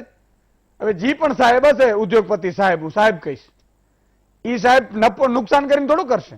આ પાક વીમા કંપની આવી હતી, ફસલ વીમા ગળા ફાટી ગયા ને ત્યારે ઈ પાક વીમા કંપની અહીંથી ભાગી. તો આ એપીએમસી માં મેં પહેલા જ કહ્યું સહકારી માળખામાં ચૂંટણીમાં આટલા બધા ડખાઓ કરે છે તો આમાં બાકી રહેશે. ઠીક છે, એકાદ દર્શક મિત્ર લઈ લઈએ. ભીખુભાઈ સુરત થી જોડાય છે. જી ભીખુભાઈ. જય માતાજી સુજનભાઈ. જય માતાજી. હવે તમારું વી ટીવી જોઈને હા અમારા છોકરાના છોકરા કેટલા હોશિયાર થઈ ગયા ને દાખલો આપું તમને. વાહ જી જી બોલો બોલો. એનું નામ ભવ્ય છે અને 10-12 વર્ષનો છે મારા છોકરાનો છોકરો. હા હા મને કે લાગવગના લાકડા બાળી, હા શરમની ભસ્મ કરી હા હા અને સૌરાષ્ટ્રના સરદાર બની હા અને ગુજરાતના ગાંધી બનીને મને કઈ દાદા કોણ? મને તો બોલો ઘડી ચક્કર આવી ગયા ને બકવા ઉપડી ગયો. ઈસુદાનભાઈ ગઢવી આવ્યા, ઓહો. ઈસુદાનભાઈ ગઢવી આવ્યા. એની સિવાય બીજું કોણ હોય ઈસુદાનભાઈ? વાહ વાહ. તમારા બધાનું પ્રેમ છે અને અવિરત રહે. અને મેં પહેલા પણ કહ્યું છે અને આજે પણ કહું છું કે મારા માટે મને ભગવાને બધું આપી દીધું સાહેબ, કાંઈ જોતું નથી. હવે જે કરું છું ને તમારા માટે કરું છું. આ કદાચ જેને જેને સમજો કોઈને સત્તા સંપત્તિ આ બધું જોતું હશે કદાચ એના માટે હશે, પણ હું તો સંપૂર્ણ તમારા માટે કરું છું. તમારો જે વિશ્વાસ છે, તમારે જે આશીર્વાદ છે એ જ મારી શક્તિ છે. એટલે ખૂબ ખૂબ આભાર ભીખુભાઈ, અને ભવ્યને પણ મારા નાનો છે શુભકામનાઓ, છતાં વંદન કે જાગૃતિ છે ને અહીંયાથી જાગૃતિ આવશે. ગાંધીજીએ વકીલાત છોડીને સાહેબ બેરિસ્ટર હતા, સાઉથ આફ્રિકામાં બેરિસ્ટર હતા, લંડનમાંથી ભણ્યા હતા, અંગ્રેજોને ભૂલાવી દેવી કડકડતી ઇંગ્લિશ બોલતા હતા, લખતા પણ હતા, છતાં એણે પત્રકારતા શરૂ કર્યું હતું આઝાદી મેળવવા માટે. આપણી આઝાદી છે ને એ ગરીબ, મધ્યમ વર્ગ, પીડિત આ બધા માટેની આ લડાઈ છે. આ ભાજપના કાર્યકર્તાની જે પીડા છે એના માટેની પણ આ લડાઈ છે. કોંગ્રેસના બીજી પાર્ટીઓના કાર્યકર્તાઓની માટે પણ લડાઈ છે. શું કામ ખબર છે કે મેં લડાઈ ચાલુ કરી ને 25% માફ ફી કરી તો એ ભાજપના કાર્યકર્તાઓની પણ, કોંગ્રેસના કાર્યકર્તા, બીજા કાર્યકર્તાઓના દીકરાઓની પણ ફી માફી થઈ છે. એટલે જે પણ હું કરીશ, ભલે તમે પક્ષ તરીકે હો, તમે બોલી ન શકો તો બરોબર છે, કાંઈ વાંધો નહીં, પણ મને સપોર્ટ અંદરથી તો કરો, આશીર્વાદ તો આપો. તમે ખુલ્લેઆમ સપોર્ટ ના પણ કરો, ચાલો જાહેરમાં ન કહો કે ઈસુદાનભાઈ તમે સાચા છો, તમે બરોબર છો, એ ન કહો, કારણ કે તમારી પાર્ટી તમને હોદ્દો નહીં આપે, મને ખબર છે. પણ આ વાત એટલા માટે કરી રહ્યો છું કે મારો તો ક્યાંય સ્વાર્થ રહ્યો નથી, અને જ્યાં હું ડાઉટ હો અહીંયા તમને હું ખુલ્લા મૂકી દઉં છું કે આમની પાસેથી જાણી લો. હિંમતભાઈ ગારિયાદથી જોડાય છે. જી હિંમતભાઈ. હું એમ કહું છું સાહેબ, હાજી. આ ઓલા દિલીપભાઈ ને એમ કહો તમે હા કે ભાઈ ખેડૂત ની વાહે પરાણે ખોલેવાનું પડી ગયા છો, એના જે થાય છે એ હાલવા દો ને, ખોટા વાહે પડે ખોલે કાયદાને તમે ઘડવશો એવા. બિલકુલ. ખૂબ ખૂબ આભાર હિંમતભાઈ. દિલીપભાઈ તો આપણા ગુજરાતમાં છે, ખરેખર તો ઉપરવાળાએ નક્કી કર્યું છે, પણ ખૂબ ખૂબ આભાર. આ નરેન્દ્રસિંહ તોમર ને બધા કૃષિ મંત્રી બન્યા પછી ભાજપની સરકાર આવીને આપણે 26માંથી 26 સીટો પહોંચાડી, 303 થઈ. એટલે પછી એ લોકોને એમ થયું કે ભાઈ હવે આપણે વિકાસ કરવો છે એમ ખેડૂતોનો, એટલે કદાચ લાવ્યા હશે. પણ ખેર જે પણ વાત હોય, હવે એ ખેડૂતો નથી ગમતું આ તે એમ. પણ હવે મને એવું થયું, ભરતસિંહ કહેતા હતા કે અમને આંદોલન માટે જવાય નથી દેતા, નજર કેદ રાખે. તો અહીંયા ટૂંકમાં ખેડૂતોનો વિરોધ તો છે ગુજરાતમાં, પણ નીકળવા નથી દેતા, એવું વાત છે. બિલકુલ. તો બીજો ટર્ન લઉં, પેલા એક નાનકડો વિરામ જ લઈ લઉં, પછી જ લઉં વિરામ બાદ.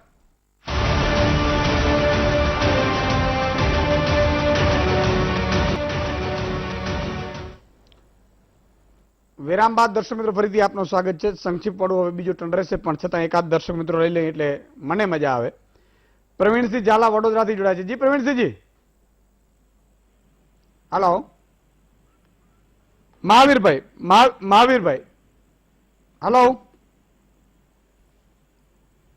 જી મહાવીરભાઈ. હાજી બોલો બોલો. ઊંઘી ગયા શું? હાલો. ઝાલા બાપુ ઊંઘી ગયા લાગે, મને લાગે છે કે કપાઈ ગયો ફોન.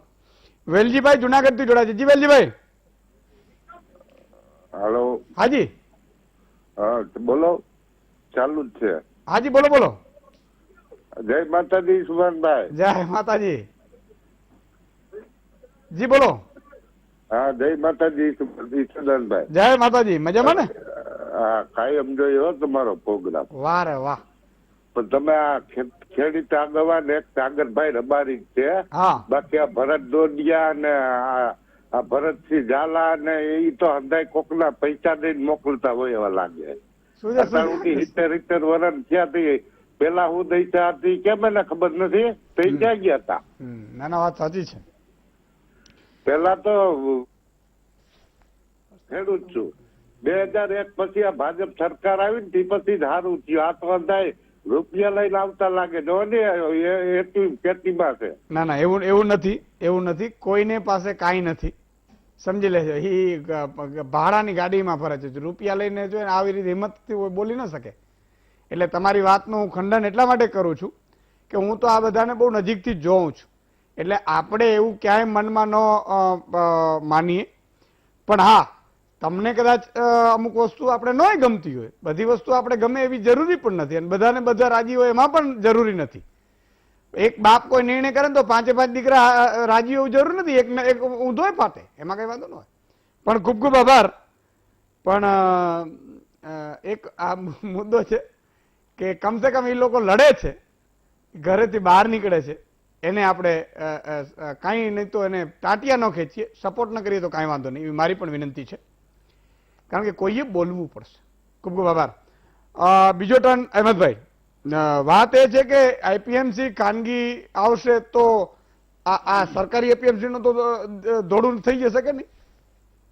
આમાં મારું કહેવાનો મતલબ એવો છે કે અત્યારે માનો કે ગુજરાતમાં જે આ પ્રાઇવેટ એપીએમસી જે બનવાનું જે ચાલુ થયું છે, તો એની સામે સરકારે પણ જે અત્યારે લગભગ 2 વર્ષની અંદર જે 2 નવી એપીએમસી બનાવી, ખાસ કરીને જે રાજકોટની બેરી બંદરની એપીએમસી છે, ત્યાર પછી જે અમરેલીનું જે અનાજ માર્કેટ યાર્ડ છે, એ પણ બિલકુલ આધુનિક, સુસજ્જ અને બિલકુલ જે નવી ટેકનોલોજીઓ છે, એને કોઈ ટેકનોલોજી લગભગ ખેડૂત પોતાનો માલ ત્યાં અનાજ માર્કેટમાં લઈને જાય અને એને અહીંયા સિવાય પણ ક્યાં સારો ભાવ મળે છે એવી તમામ જાણકારી આ બંને મુદ્દામાં એવું છે. મુદ્દામાં એવું છે કે પ્રાઇવેટ એપીએમસીઓની સાથે સાથે જે પણ કંઈક આપણી સરકાર હસ્તકની જે એપીએમસીઓ છે એને પણ એના સમકક્ષ જેવી જ બનાવવામાં આવે, એના ઇન્ફ્રાસ્ટ્રક્ચર છે એમાં પણ સુધારો કરવામાં આવે અને પ્રાઇવેટ એપીએમસીઓની સામે આ આપણી સરકારી એપીએમસીઓ જે છે એ ટક્કર લઈ શકે એવી સક્ષમ બનાવવી જોઈએ, જેથી ખેડૂતોને એક નવું પ્લેટફોર્મ જે મળ્યું છે એ ખેડૂતો બંને પ્લેટફોર્મનો ઉપયોગ કરી શકે. સરકારને કઈ સહાયો મળતી હશે અને તમે અને બીજું કે માન લો કે એ સહાય ખાનગીમાં તો સરકારે આપવાની જરૂર ન હોય તો ક્યાંક તો એ લોકો લાભ લેશે ને, ક્યાંથી લેશે? માન લો કે હું 200 કરોડનું હું રોકાણ કરું, સરકારે મને સહાય ન આપે તો હું ક્યાંકથી તો કમાઈશ ને. હું કઈ સેવા કરવા માટે આઈપીએમસી જમીન લઈને હું બધા ધંધો ન કરું ભાઈ. એને એવો આ કલિયુગનો માણસ નથી હું, વેપારી. હા, એ બહુ ક્લિયર કટ છે. અહેમદભાઈ, ખાસ કરીને જે અત્યારે આ જે નવી એપીએમસીઓની જે વ્યાખ્યા છે અને જે 5 કે 7 કઈક એપીએમસીઓ જે કાર્યરત થઈ છે, એની સામે સરકારે પણ જે હવે કઈક નવી એપીએમસીઓ બનાવે છે એ લગભગ એ તમામ ટેકનોલોજી સત્ય તો છે જ, પરંતુ સાથે સાથે મારું પણ સૂચન છે કે જે પણ કંઈક એપીએમસી હવે સરકાર પણ લગભગ માનો કે એક અમદાવાદની આપણી એપીએમસી છે, એના ઉપર કેટલું દેવું કેટલું છે? અંદર આપણી એપીએમસી જે છે એ લગભગ માનો એનું જે સ્ટ્રક્ચર છે એ થોડું જૂનું પુરાણું છે, નાનું છે. હવે જે પણ કંઈક નવી એપીએમસી બને, મોટી બનાવવી પડે, તો આ જે નવી એપીએમસી બને તો પ્રાઇવેટ એપીએમસી ની જેમ જ એ આની ઉપર દેવું કેટલું છે, જે તમારી વાત આવી ગઈ, ઇન્ફ્રાસ્ટ્રક્ચર છે તમારી વાત આવી ગઈ, પ્રાઇવેટ જેવું જ બને, એ પ્રાઇવેટ ની સામે ટક્કર લઈ શકે, ખેડૂતોને તમામ સુખ સગવડ વાળું બને, જેથી ખેડૂતોને જે પ્લેટફોર્મ જે એક બીજું મળ્યું છે એની સાથે સાથે આ પ્લેટફોર્મ ની સાથે સાથે ખેડૂત પોતાનો માલ એને સારી રીતે વેચી શકે. આની ઉપર દેવું બેવું છે અમદાવાદ એપીએમસી ઉપર? અહેમદભાઈ, જી જી જી, એપીએમસી ઉપર દેવું બેવું છે, ટૂંકમાં ડુબાડી દીધી છે કે એવું કઈ છે? મારું જે કામ છે એ ફક્ત ને ફક્ત જે અંદાજિત તમને કદાચ ખબર પડતી જાહેર કરો ને, એ જે મારું કામ છે વર્ષોનું, જે મારું જે આ શાકભાજીના વ્યવસાય સાથે જે હું સંકળાયેલો છું અને મારું જે અનુભવ છે ને જે તમારો મુદ્દો છે કે ભાઈ પ્રાઇવેટ ની સાથે જે સરકારી એપીએમસીમાં ખેડૂતને શું લાભ કે શું નુકસાન, એ ફક્ત ને ફક્ત મારો આ વિષય છે. અને જે તમે જે મુદ્દાઓ ઉઠાવો છો અને તમારા મુદ્દાઓની સાથે કદાચ અમે સહેમત હોઈએ કે ના હોઈએ, પણ વીટીવી ના માધ્યમથી હું એક ચોક્કસ છાટી ઠોકીને કહું છું કે જ્યારથી તમારું આ પ્લેટફોર્મ જે તમે પૂરું પાડ્યું છે એ ખેડૂત લક્ષી, એ 100% ખેડૂતોને લગભગ ફાયદાકારક જ છે. અને જ્યાં પણ ખેડૂત આ તમારો વીટીવી નું જે મનોમંથન પ્રોગ્રામ જોવે છે એના અંદરથી કંઈક ના કંઈક તો એને આશા જાગી છે કે ઈસુદાનભાઈના આ મનોમંથનના પ્રોગ્રામની અંદર જયારે ખેડૂત લક્ષી જયારે પણ મુદ્દાઓ ઉઠા છે તો 100% ખેડૂતને ફાયદો થવાનો જ છે ને થવાનો છે ઓકે. એવું ચોક્કસપણે છાતી ઠોકીને કહેવું. ઠીક છે ભરતસિંહજી સંક્ષેપમાં. પહેલા પ્રથમ તો જે ભાઈ ફોન કર્યો હતો ને કહે છે સાહેબ અમે કોઈના ચમચા ત્યાં નથી અને કોઈના બાપથી બીતા નથી, એક ફોન કોઈનો પૈસો લીધો નથી કે ભાજપ અને કોંગ્રેસ વાહમાં ફરતા નથી. ખેડૂતોના આપઘાત લડવા માટે ગ્રામ પંચાયતથી લઈને સુપ્રીમ સુધી લડવાની તાકાત અમારામાં જ છે. બીજી વસ્તુ ખાસ કહું છું, દિલીપભાઈ સંઘાણી બહુ આદર્શ વ્યક્તિ છે અને એમને હું માનું છું કોઓપરેટિવ સોસાયટીમાં અત્યારની પરિસ્થિતિની અંદર નામદાર સર્વોચ્ચ અદાલતના આદેશ મુજબ ખેડૂતોના દેવા નાબૂદી, ઉત્પાદનના પૂરા ભાવ અને વિધાનસભાના બજેટ સત્રમાં ટોટલ બજેટના 50% બજેટની રકમ ખેડૂતો અને ખેતી સાથે સંકળાયેલા વર્ગ માટે વપરાય એવા માટે સર્વસંમતિથી આપણે નવો વિધાનસભામાં કાયદો લાવવો જોઈએ. સર્વોચ્ચ અદાલતની જે ગાઈડલાઈન છે એ અનુસરવી તો સૌનો સાથ સૌનો વિકાસ સૂત્રો છે એ રીતે આપણે કામ કરવાની જરૂર છે. બાકી આ 3 અધ્યાદેશથી મારા મત પ્રમાણે ખેડૂતો અને ખેતી સાથે સંકળાયેલા લોકોના જીવનમાં કોઈ ફાયદો થાય એવું નથી. સાચી દિશામાં કે નાણાકીય બજેટ આ 3 કાયદામાં ક્યાં બજેટ આવવાનું છે? તમે વિચાર કરો કે પતિ પત્ની અને બાળકોને ગ્રામીણમાં જીવવા માટે દર મહિને 10 થી 15 હજાર રૂપિયા જોઈએ. તો આ કાયદાની અંદર કઈ એવી જોગવાઈ છે ખેતી અને ખેતી સાથે સંકળાયેલા લોકોને આર્થિક જીવનમાં કોઈ બદલાવ આવે? ઉત્પાદનમાં ખર્ચો વધી ગયો, સિંચાઈ સવલતનો અભાવ છે, અતિ કુદરતી આપત્તિમાં પાક નુકસાનનું સમયસર અને પૂરું વળતર નથી. અત્યારે તે રાજપરા પાલીતાણાના ઠાડસ રાજપરાથી ફોન આવ્યો કે મુખ્યમંત્રીએ સારામાં સારી યોજના કરી હતી માવઠાની સહાય, હજી સુધી સહાય નથી મળી. તો આ કાયદામાંથી કોઈ જોગવાઈ છે ને? જે કાયદો છે એનું અમલીકરણ નથી થતું તો આ ખાનગી માર્કેટિંગ યાર્ડો પાછળ તમે પૈસા ખર્ચો, કોઓપરેટિવ સોસાયટી પાસે એનો કોઈ મતલબ નથી. બિલકુલ. બજેટમાં જોગવાઈ કરો અને ખેડૂતોના ખાતામાં સીધો પૈસો આવી જાય એવી કોઓપરેટિવ સોસાયટી જે હતી અને દિલીપભાઈને ખ્યાલ છે બિલકુલ. માર્કેટિંગ યાર્ડ હતા, પણ નૈતિક મૂલ્યો હોવા જોઈએ. બીજી વસ્તુ એ બિલકુલ. અને એક બાકી દર્શક મિત્ર જોડાયા છે કાનાભાઈ લાંબાથી. જી કાનાભાઈ. ઈસુદાનભાઈ મામા બોલું, ખાના મામા. બોલો બોલો મામા. હવે મારે આ કહેવાનું એ છે કે આ જે અત્યારે એપીએમસી અત્યારે ખાનગી આવે છે હમ તો આપણે આ જે મહેસાણામાં બટેટાની કૌભાંડ સીધું હમ એવું આપણા ખેડૂત પર ના થાય એવું આપણે જોવાનું છે. બહુ સાચી વાત છે, બહુ સાચી વાત છે. ખૂબ ખૂબ આભાર. પણ આમાં તકલીફ એ થાય છે કે જોવાનું પછી મારા ઉપર જ આવી જાય છે. અમારા હારા બધા પોતપોતાનું કરીને નીકળી જાય પછી કે ઈસુદાનભાઈ જોજો ને હવે મગફળી કાનમાં મારે ચીસો પાડવી પડે છે ક્યાં તપાસો પહોંચીને. કારણ કે તપાસ કરવા વાળા એ ક્યાંક કોક હોય, કૌભાંડ કરવા વાળા કોક હોય અને એના પાછા કનેક્શન હોય અને ફેફામાં તો દિલીપભાઈ સંઘાણી કેટલો લડ્યા અને તોય કોઈ પકડાયા નહીં. અને પછી બધાને લાગવગ હોય. કારણ કે કરે આમાં કોન્સ્ટેબલમાં ભાઈઓ ચીસો પાડી પાડીને થાકી ગયો, હજી ઉપર સુધી કોઈ પકડાણો નથી. વિચાર કરો, કોન્સ્ટેબલને સસ્પેન્ડ નથી કર્યો, હજી વીટીએમ સમાચાર નથી આવ્યા.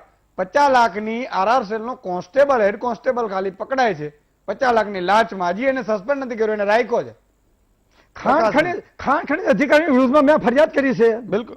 મારી ફરિયાદ રદ કરી નાખી. રામાભાઈ મહીસાગર થી જોડાય છે. જી રામાભાઈ. હા બોલો. જી રામાભાઈ બોલો બોલો. હા હું એવું કહેતો હતો હા કે જે આ મહામંથનમાં આપે વિષય લીધો આ એપીએમસી ખાનગીની બાબતનો, હા હવે મારું કેવું એવું કે આ જે દેશની અંદર બધું ખાનગી કરી નાખવા મળ્યું છે, અત્યારે સરકારી કશું રહ્યું નથી. હવે કચ્છનું રણ વેચી દીધું, આ રેલવે સ્ટેશન. હાલો બોલો બોલો. હા હા એટલે તમે એમ કહો છો ખાનગીકરણ થઈ ગયું, ટૂંકમાં સહકારી અથવા તો સરકારની ને સહકારનું આગે એ વધારે થવું જોઈએ એની જગ્યાએ ખાનગીકરણ થઈ ગયું છે બધું, બરોબર ને?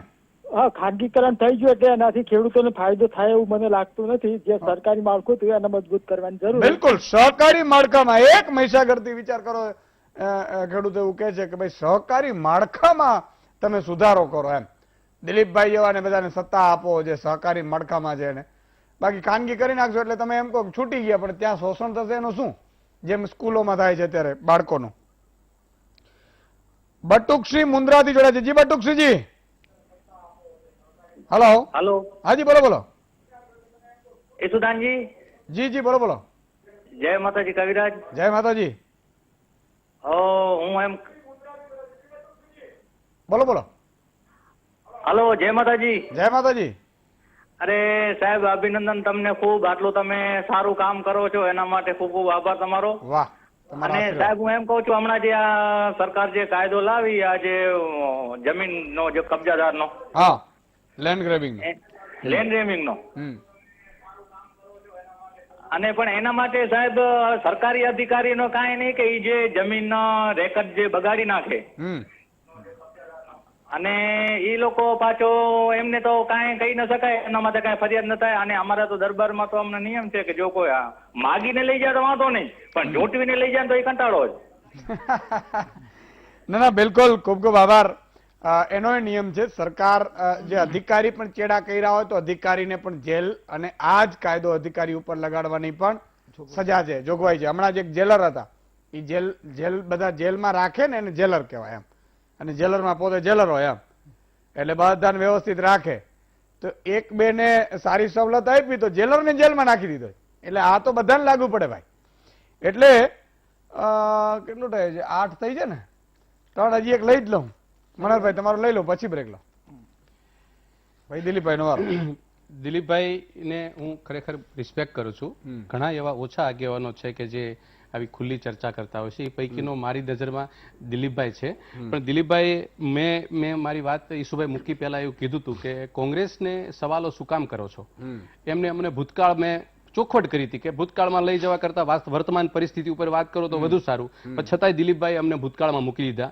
એટલી ટૂંકી સમય એને યાદ રહ્યો. પણ મારે એ કહેવું છે કે વર્તમાન સમય ઉપર આપણે એક શબ્દ બોલવા તૈયાર નથી આ ભારતીય જનતા પાર્ટી. અને અમને એવું કહે છે કે આ 3 કાયદામાં શું ત્રુટિ છે. હવે એ ખેતીમાં એમને બહુ મોટું કામ કર્યું છે, સહકારી ક્ષેત્રમાં કામ કર્યું છે. હું અહીંયા ચોખવટ કરવા માંગુ છું કે આ 3 કાયદો લાવવા માટેની જરૂરિયાત જ શેની છે? મૂળ પોઈન્ટ એક શબ્દનો પોઈન્ટ છે, અને એક શબ્દ એ છે કે MSP. ખેડૂતોને પોષણક્ષમ ભાવ નથી મળતા, એના માટેથી આ 3 કાયદા લાવવાનો પ્રયત્ન કર્યો. એમાં 2 કાયદાને તો ચોખ્ખી ખેડૂતને સીધી સાદી હનાન હુતકનો સંબંધ નથી, હું એવું શબ્દ ચોખવટ પ્રયોગ કરું છું. શું કામ? સંગ્રહખોરીનો કાયદો, ખેડૂત તો ક્યાં સંગ્રહ કરવાનો છે ભાઈ? ખેડૂતની પાસે કેપેસિટી કેટલી? તમે કેટલું ગુજરાતમાં ઇન્ફ્રાસ્ટ્રક્ચર 25 વર્ષમાં ઉભું કર્યું હતું? એવું તો તમારી પાસે, સરકાર પાસે ઇન્ફ્રાસ્ટ્રક્ચર નથી, તો ખેડૂત પાસે છે? સ્વાભાવિક વસ્તુ જ નથી.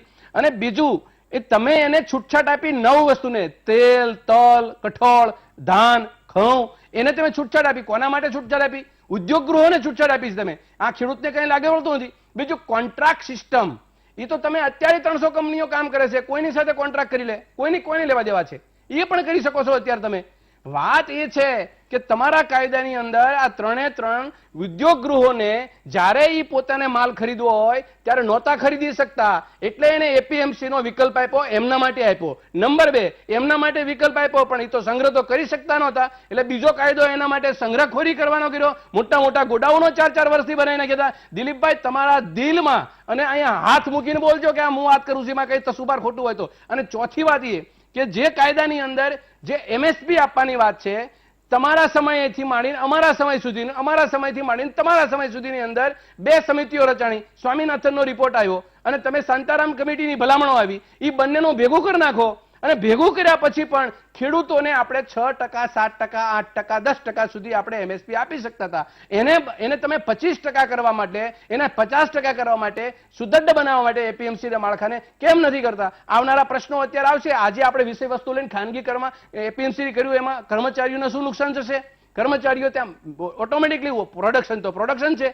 હવે પ્રશ્ન એ છે કે આપણે આ કાયદો લાવ્યા પછી તમારી નજર કોના ઉપર હતી? તો કે ખેડૂત ઉપર હતી. તો ખેડૂત ઉપર નજર હતી તો ખેડૂત વિરોધ કેમ કરે છે? અને તમને બીજું કહું, અમે ગોળિયા દીધા હતા અને કોંગ્રેસે આમ કર્યું હતું. દિલીપભાઈ, 10,000 ખેડૂતો ઉપર FIR થઈ છે, આતંકવાદીઓ નથી. તમે એને પાકિસ્તાની કીધા, તમે એને આડાવડા કીધા, ખાલિસ્તાનો કીધા, એવું કોઈ બોલ્યું નથી ક્યારેય. અને અત્યારે એની પાસે 200 જેલમાં છે. તમે પાણી ગોળો છોડો છે આગળ, તમે ખાઈ કરી. દિલીપભાઈ, એ તો તમે યાદ કરો. આ બધી વસ્તુ ચર્ચાનો વિષય. બીજી વાત એક વાત મારી છેલ્લે મૂકી દઉં. જો ખેડૂત પ્રત્યેની દિલીપભાઈ આપણી ખરેખર સંવેદના હોય તો હું તમને છેલ્લી એક વાત મૂકું. ખેડૂત પ્રત્યેની સંવેદના ક્યાં તમારી સરકાર ચૂક કરે છે કે આજે ડુંગળી, મકાઈ અને ઘી, આ 3 પ્રોડક્શન ગુજરાતમાં થાય છે. અમૂલ ડેરી જેવી વસ્તુ છે, ઘીની અંદર ખેડૂતોનો એક ખેડૂત સંકળાયેલો છે. આ પ્રોડક્ટને તમે ઇમ્પોર્ટ કરવા માટેની પરમિશનો કેમ વારંવાર આપ્યા કરો છો?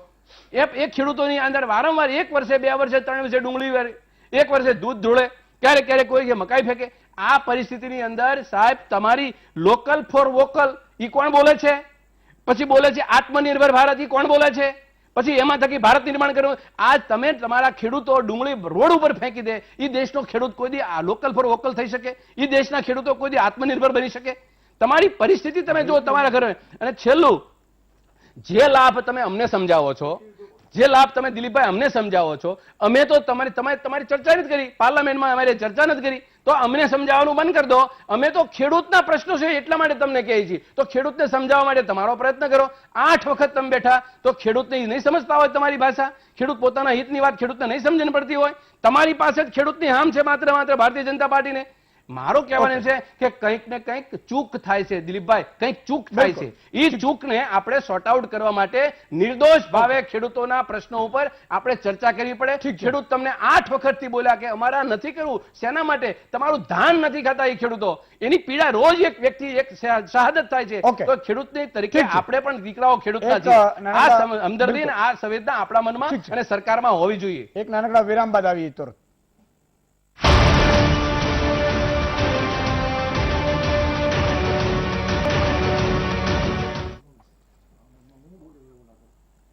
વિરામ બાદ દર્શક મિત્રો આપનું સ્વાગત છે. સંક્ષિપ્તનો ટર્ન રહ્યો છે એટલે દિલીપભાઈ જી.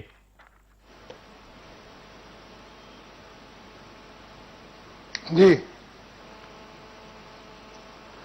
હાજી જી દિલીપભાઈ, જે બોલવું હોય.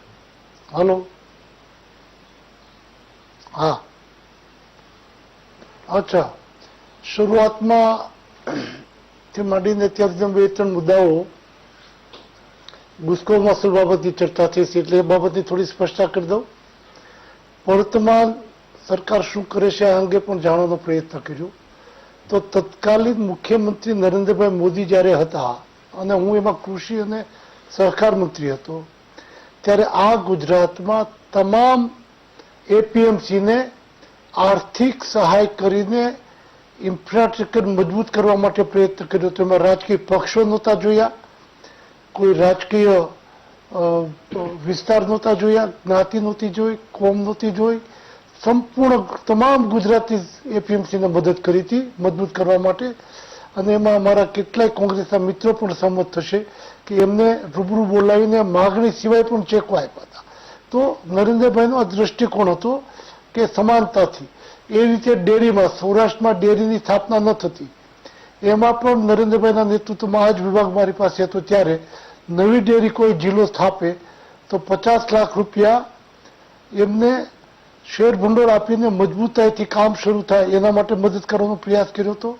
એવા અનેક કિસ્સાઓ દઉં, સમયની મર્યાદામાં હું કહેતો નથી. ગુજકો મહસૂલની વાત હાલે છે. નરેન્દ્રભાઈ મુખ્યમંત્રી હતા, આ વિભાગ મારી પાસે હતા, ત્યારે કોંગ્રેસ શાસિત ગુજકો મહસૂલ હતું. આમ છતાં પણ સરકારની જે કોઈ ખરીદીઓ આવતી હતી એ પક્ષાપક્ષીથી પર ઉઠીને ગુજકો મહસૂલને જ નરેન્દ્રભાઈના નેતૃત્વમાં આપવામાં આવતી હતી. હા, આજે વાત જુદી છે કે આજે સરકારી તંત્ર જ પૂર્ણ ખરીદી કરે છે, ગુજકો મહસૂલને કંઈ આપતા નથી. એના કારણે ગુજકો મહસૂલના માધ્યમથી, સહકારી મંડીના માધ્યમથી ખેડૂતોને આવક જે ડિવિડન્ડના રૂપમાં મળવી જોઈએ મળતી નથી. એ અટકે છે. એ વિષય આને કાયદા લેવા દેવા નથી. પણ આ સ્થિતિઓ છે.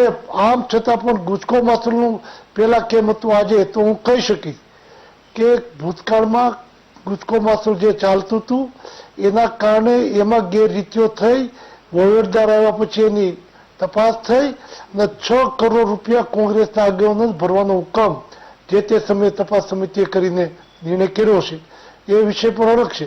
પણ એવી સ્થિતિમાં અમે ગુજકો મહસૂલ સંભાળ્યા પછી આજે જે ગુજકો મહસૂલની ઓફિસ છે 600 વારમાં, મેં ત્યારે જ કીધું હતું ખેડૂતની ઓફિસ વારમાં નહીં વીઘામાં જોઈએ. મને ગૌરવ છે કે ગાંધીનગર જેવા હાટ વિસ્તારમાં સરકારના 1 પણ રૂપિયાની મદદ વિના અમે 10,000 મીટર કરતાં વધારે જગ્યા લઈને ત્યાં ઓફિસનું કામ શરૂ કર્યું છે અને ખેડૂતોને પૂર્ણ સુવિધા સાથેનું કામ ત્યાં શરૂ કર્યું.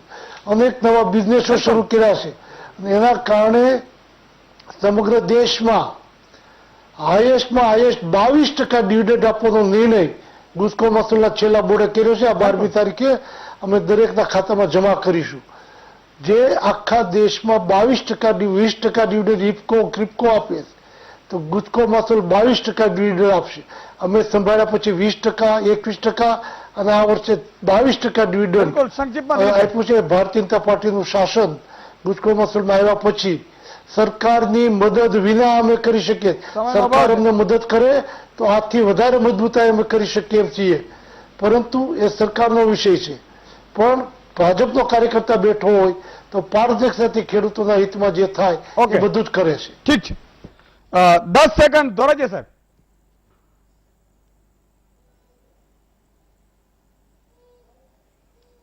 બરોબર દિલીપભાઈ, એટલે દુઃખ એ જ થાય છે કે સરકાર પ્રાઇવેટ ને મદદ કરે છે, સહકારને મદદ નથી કરતી.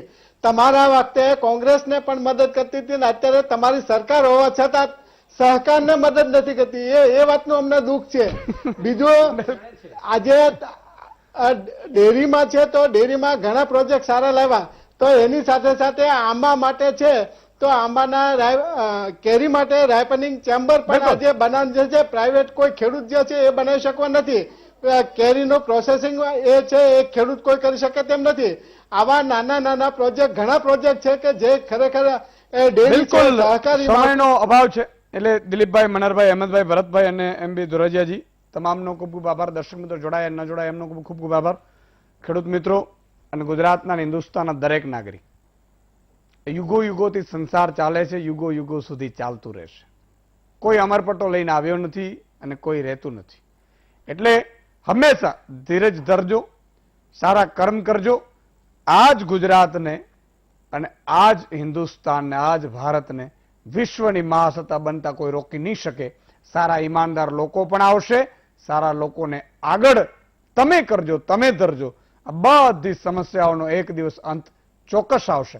અને હંમેશા મને વાજપેયીજીની એક કવિતા છે ને, જરા ટર્ન લઈને મારે બોલવું છે કે એમણે કહ્યું હતું કે સૂરજ નિકલેગા, અંધેરા છટેગા, કમલ ખिलेगा. કમલ ખીલી ગયું. હલો, પણ હવે હું બીજું કહું છું કે લોગ ઉઠેંગે, લોગ જાગેંગે, મહામંથન ખिलेगा.